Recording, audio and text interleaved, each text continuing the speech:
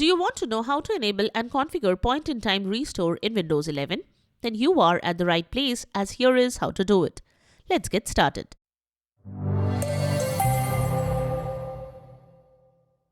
This is the Windows Club. Point-in-time restore is a new system restore feature in Windows 11.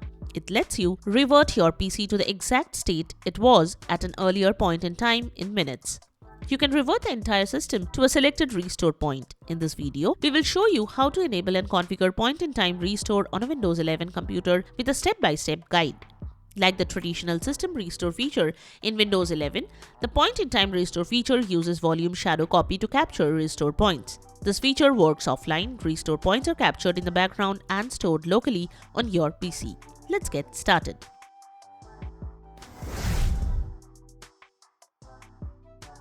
One, use the Settings app.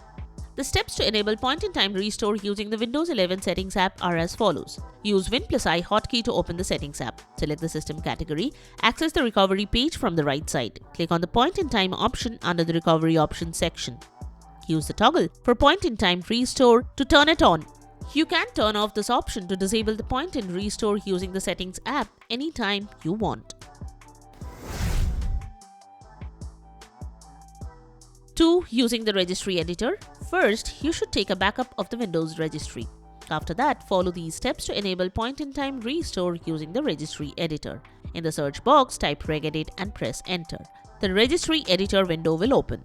Access the Settings Registry key present under the PITR key. Here is the path: hkey_local_machine/software/microsoft/windows/current version/setup/recovery/PITR/settings. If the key is not present, create it manually. Right-click on PITR, then select New, then Key. Rename the new key with Settings.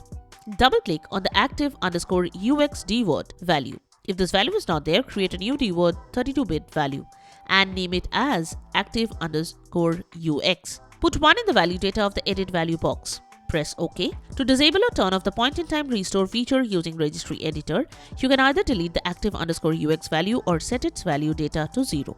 For more details, you can refer to this guide.